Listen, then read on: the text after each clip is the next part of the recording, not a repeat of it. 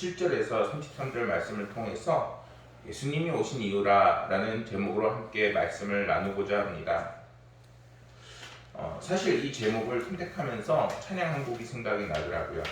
어떤 거냐면은 이제 복음성가 중에서 그가 오신 이유라는 찬양입니다.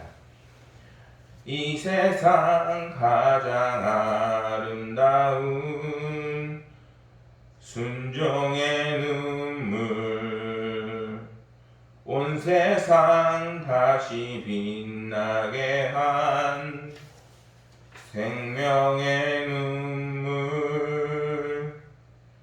그가 이 땅에 오신 이유 죽어야 살게 되고 져야만 승리하는 놀랍고 영원한 신비 이렇게 해서 찬양이 되는 건데 사실 사람들 사이에서 또 우리가 세상을 살아가면서 누군가에게 져주고 또한 그것이 예수님의 비밀이다 비결이다 하면은 가끔씩 난감할 때가 너무나도 많아요. 왜냐면은 내가 그리스도인으로서 살아가면서 다른 사람들한테 예수님을 돋보이고 또한 예수님의 그 영광을 전하기 위해서 다른 사람한테 져줘야 되잖아요. 그러니까 나는 이 상황에서 지면은 너무나도 난감한 상황인데 예수님처럼 살려고 하다 보니까 난감한 상황을 맞이하게 된다는 거예요. 근데 예수님은 우리들에게 오셨을 때 이미 하나님의 아들이시고 그리고 너무나도 놀라운 능력을 지니셨고 또한 마음만 먹으신다면 우리를 심판하실 수 있음에도 불구하고 오히려 십자가에 달려 돌아가시면서 자신의 그 사랑과 하나님의 그 사랑을 확증하신 것을 우리는 끊임없이 보게 됩니다.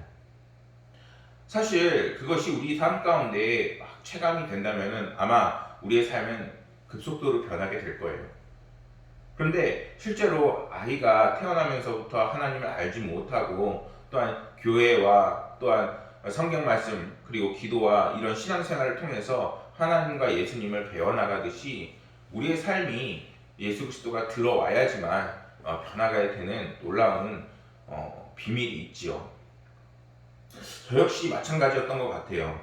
저 역시 가장 근본적으로는 믿음을 가르쳐준 이제 부모님이 계셨고 그리고 또 계속 신앙생활을 하다 보니까 굉장히 인격적인 분들을 많이 만났어요.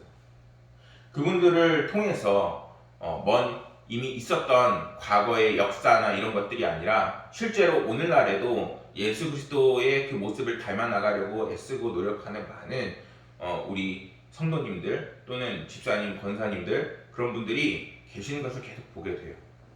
그러면은 제가 지금 전도사의 자격을 지금 갖고서 말씀을 전하고 있지만 그분들을 보면서도 오히려 더 큰 배움과 그리고 예수 그리스도를 닮아 나가야 되는 삶을 살아야 한다는 것을 보게 됩니다.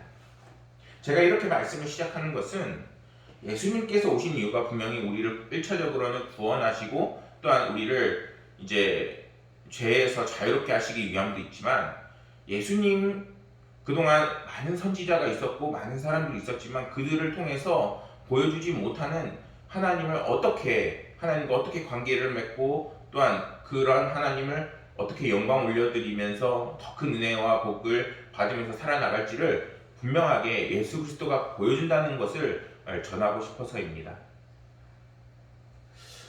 어떻게 보면 오늘 말씀의 제목이 예수님이 오신 이유가 우리에게 자신의 모습을 통해서 하나님과의 그 관계 맺는 것을 우리에게 알려주시기 위해서라는 것을 한편으로 말씀을 드리기 위해서라는 겁니다. 오늘 말씀에서는 세상 끝날에 반드시 일어나게 될 두 가지 부활에 대해서 말씀을 전합니다. 하나는 생명의 부활, 그리고 또 하나는 이제 심판의 부활로 분명하게 사람들이 나오게 된다고 성경은 증언합니다. 모든 사람이 이 둘 가운데에 반드시 하나의 부활에는 참여를 하게 돼요. 그런데 어떤 사람들은 생명의 부활로 들어가게 되고 어떤 사람들은 심판의 부활로 들어가게 되는 것이죠. 근데 사람들은 이미 그거를 삶에서 체험하면서 살아나가고 있어요. 어떻게 체험하고 나가고 있죠? 예를 들면은 가장 간단하게는 1차적으로 평면적으로 봤을 때 선행과 악행으로 나눌 수가 있어요. 어떤 사람은 다른 사람들한테 많은 덕을 베풀고 선을 행하는데 어떤 사람은 인생을 살면서 악을 끊임없이 행하는 거예요. 근데 하지만 이거는 1차적이고 평면적이라고 볼 수 있어요. 왜냐면은 아무리 선한 것을 해도 그 속에 예수 그리스도와 그리고 하나님께서 주시는 그 믿음이 그 밑바탕에 깔려 있지 않으면 그것은 선행이라고 말할 수 없기 때문인 겁니다. 예수님께서 말씀하신 생명의 부활이란 영원한 생명을 얻는 것을 의미합니다. 그분은 이것이 선한 일을 행하는 사람들에게 주어지는 상급이라 말씀하시는데 우선 이 선한 일이라고 하는 것의 그 의미를 잘 알아야 합니다. 이 선한 일을 만일 사람이 예수님을 믿지 않더라도 끊임없이 덕을 쌓거나 그 은혜를 베풀면서 구원을 베풀면서 살아나가는 그러한 것을 의미하는 것이 아닙니다. 로마서 3장 23절에 놀라운 말씀이 있어요. 모든 사람이 죄를 범하였음에 하나님의 영광에 이르지 못하더니 어떤 사람도 아무리 선한 일을 하고 노력을 해도 그것이 우리 눈에는 좋아 보일 수는 있어도 하나님 보시기에는 기쁨이 되고 선하지 못하다는 것입니다. 그렇다면 어떻게 하면은 하나님께서 기뻐하시는 선행을 하면서 우리가 구원의 그 길로 들어갈 수 있을까요? 사람은 누구든지 자신의 힘으로는 하나님께 인정을 받을 수 없는 존재라는 것입니다. 하나님께서 인정하시는 선행은 우리의 의지로 행하는 것이 아니라 예수님을 믿는 그 믿음 위에 행해지는 선행인 것입니다. 제가 예전에 전도사 하기 전에 잠깐 아르바이트를 한 적이 있는데 그때 일을 좀 열심히 하고 활동적으로 해서 그런지 제가 마트 안에서 일을 했거든요. 그 안에서 화장품 코너가 있었어요. 그 화장품 코너에 같이 막 이야기도 하고 이렇게 하는 어떤 직원, 누나 이런 사람이 있었어요.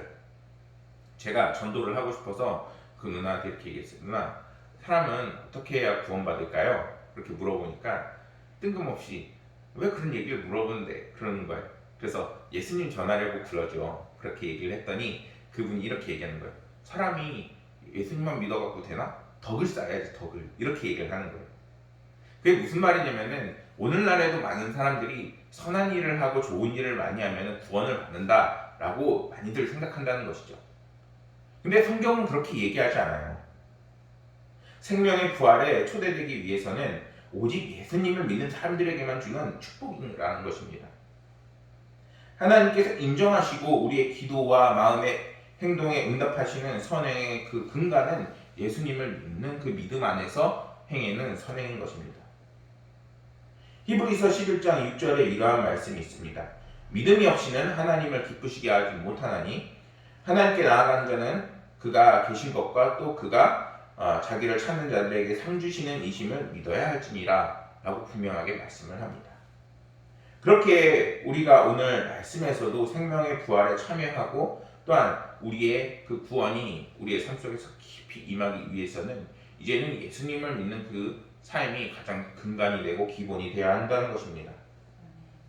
그리고 오늘의 말씀처럼 우리가 예수님의 사람이기에 예수님 하나님이 베푸신 그 사랑과 그 덕을 감사하며 그 감사와 사랑을 또다시 전하는 인생을 살아나가야 한다는 것입니다. 투자가들은 투자를 할 때 전망이 밝고 확실하다는 믿음이 생기는 곳에 투자를 한다고 합니다. 그와 마찬가지로 모든 사람에게 있어서 현재의 삶은 앞으로 하나님이 인도하실 영생을 위한 가장 확실한 투자인 것입니다. 어떤 사람들은 투자를 잘하는 반면에 어떤 이들은 투자를 잘 못하죠. 심지어 투자를 해서 모든 것을 다 잃어버리는 사람들도 분명히 덜어 있습니다. 그런데 자신의 인생에서 전부를 투자하는 이들이 세상에 너무나도 많다는 것입니다. 그렇게 되면은 결국에서 세상에서 허우적대다가 결국에 마지막에는 하나님의 그 심판의 부활에 결국 들어가게 되어버리게 되는 것입니다.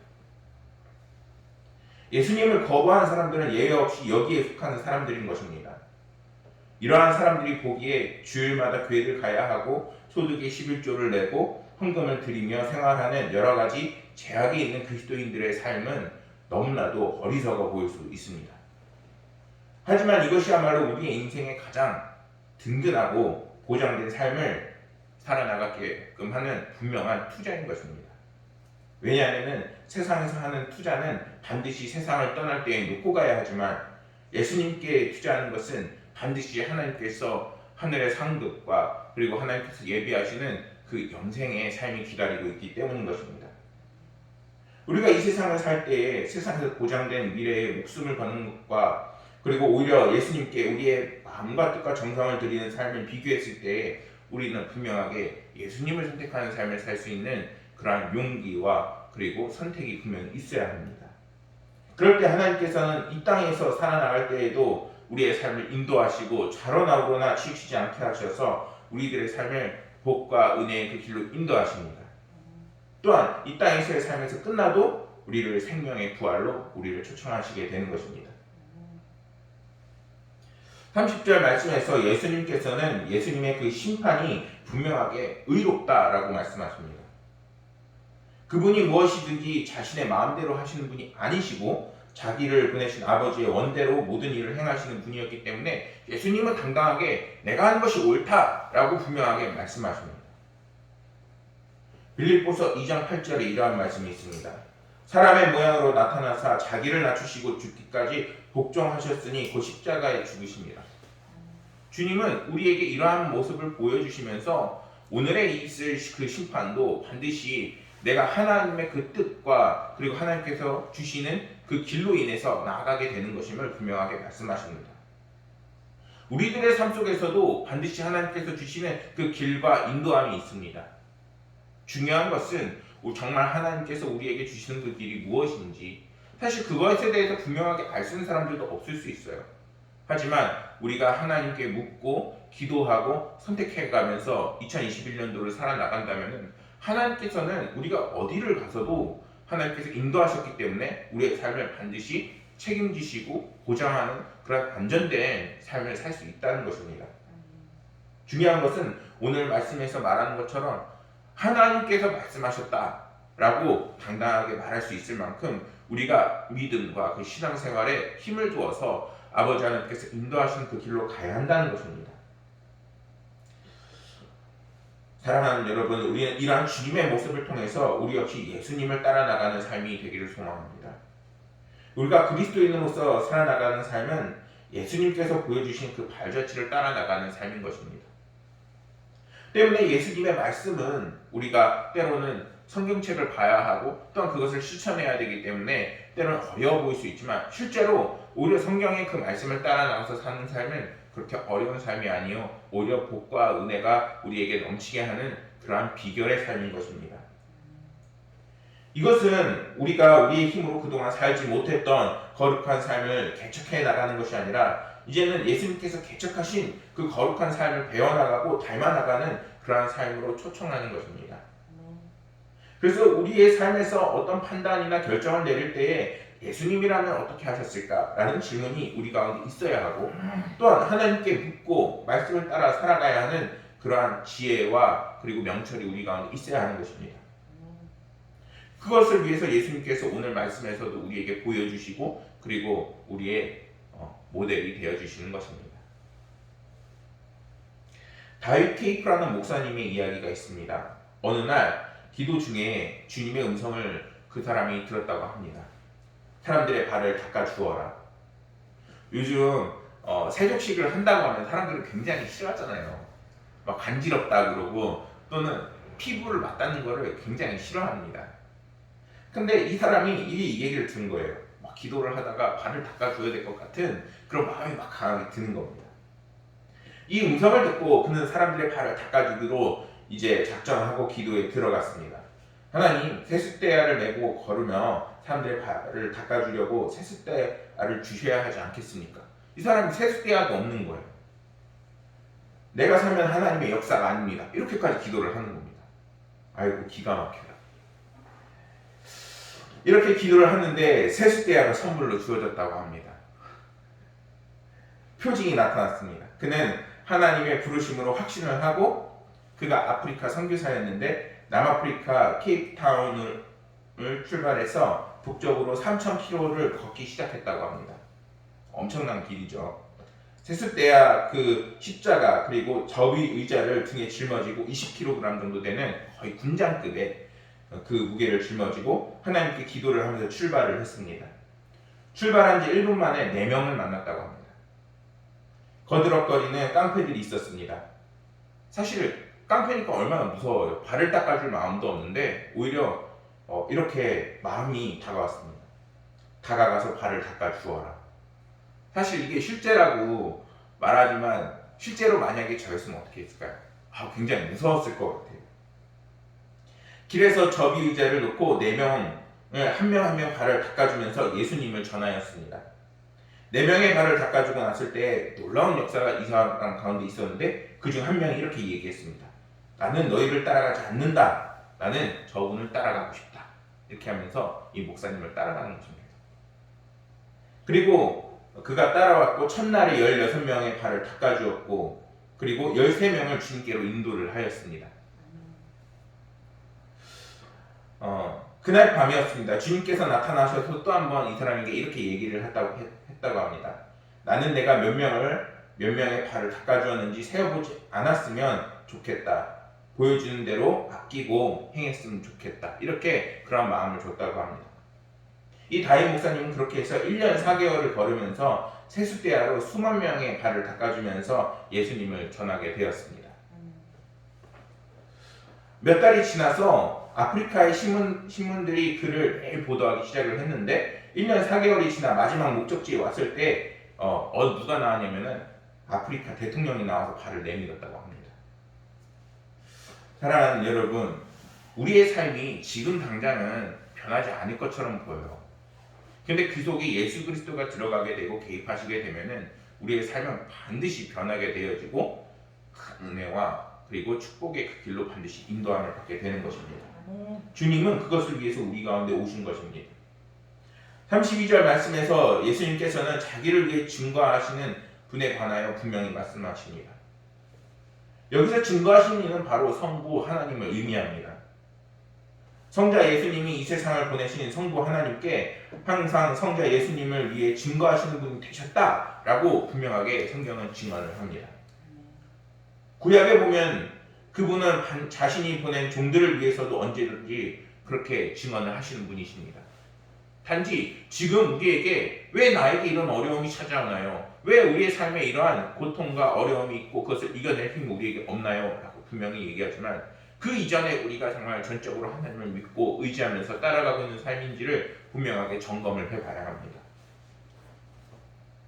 그분은 언제든지 자기가 보내신 사람들을 위해서 오늘의 말씀 예수 그리스도를 증거하시는 것처럼 우리에게도 분명히 내가 너를 보냈고 내가 너와 함께하고 그리고 그 삶 속에서 내가 너와 동행할 것이라는 것을 분명히 믿음의 확신을 더해 주십니다. 오늘 우리 그리스도인들을 위해서도 하나님은 동일하게 역사하실 수 있습니다. 마가복음 16장 20절에 보면은 제자들이 나가 두루 전파할 때 주께서 함께 역사하사 그 따르는 표적으로 말씀을 확실히 증언하시니라 이렇게 분명히 말씀합니다. 여러분들이 기도하고 나아가는 2021년도의 삶 속에 반드시 하나님께서는 역사하실 것이고 그 삶 속에 기도하고 바라고 원하는 그 모든 삶이 하나님께서 이루시고 인도하신 그 삶이 되길 원한다는 그 고백이 우리의 삶 가운데 함께할 때 하나님께서는 반드시 우리의 삶 속에서 역사하시고 놀라운 기적의 역사를 펼쳐 보이실 것입니다. 단지 중요한 것은 그것이 내 뜻이 아닐 수 있다는 거예요. 요한복음 14장 23절에 분명히 말씀하십니다. 예수께서 대답하여 이르시되 사람이 나를 사랑하면 내 말을 지키리니 내 아버지께서 그를 사랑할 것이요 우리가 그에게 가서 거처를 그와 함께하리라. 중요한 것은 우리가 예수 그리스도를 이제는 사랑하고 하나님을 사랑하고 그 믿는 믿음과 그 삶으로 초청받은 삶으로서 이제는 굳건하게 살아나가는 것입니다. 사랑하는 여러분, 말씀을 정리하겠습니다. 우리가 우리의 삶 속에서 너무나도 어려운 시기를 맞이하고 있죠. 하지만 그 속에서 우리가 좌로나 우로나 치우치면서 예수님이 계시는지 안 계시는지 그렇게 흔들리면서 살아나가는 것이 아니라 오히려 예수님을 바라보면서 예수님을 닮아나가는 인생이 되시기를 소망합니다.